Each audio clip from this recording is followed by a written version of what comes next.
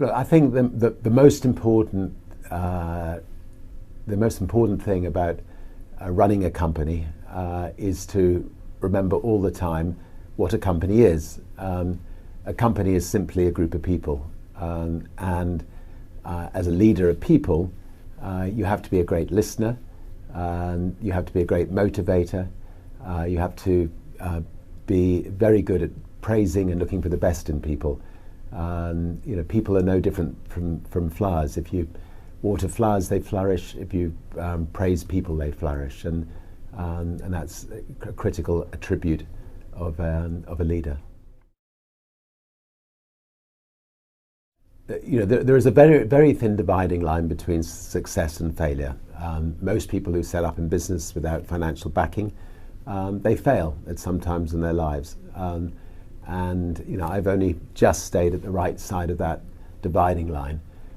For instance, just after we had a record company, I was fed up flying on other people's airlines. I felt that the experience of flying on other people's airlines was an unpleasant one, and I decided to set up an airline. Our bank went into complete panic attack. And when I came back from doing the inaugural flight of Virgin Atlantic's very first flight from London to New York, I came back to find the bank manager sitting on my doorstep and informing me that they were going to close Virgin down on the Monday, and this was the Friday, and that I had 2 days to effectively pay them off the monies that they'd loaned us. And I remember pushing the bank manager out of my house, telling him he wasn't welcome, which is a dangerous thing to do to your bank manager, and then spending the weekend ringing around the world to all of the distributors of our music, asking if they could give us a temporary loan to get us through the following week, which they were good enough to do. And by the end of the week, we'd changed banks.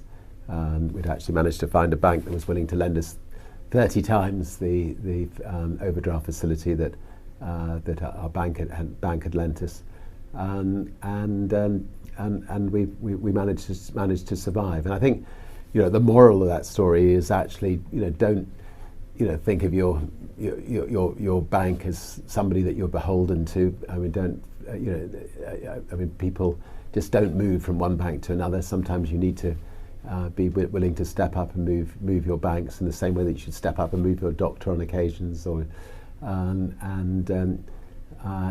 I learned from that lesson.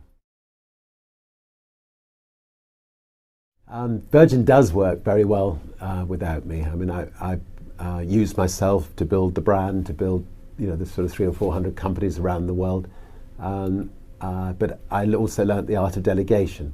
I have a fantastic team of people who run the Virgin companies, give them a lot of freedom to run the companies as if they were their own companies, give them the freedom to make mistakes. And the Virgin brand is now maybe one of the top 20 brands in the world, well respected. And when my balloon bursts, Virgin will continue to flourish. Maybe I had the icing on the cake on occasions. Maybe they'll have to spend a bit more money on marketing, but fortunately, Virgin is in a state where it can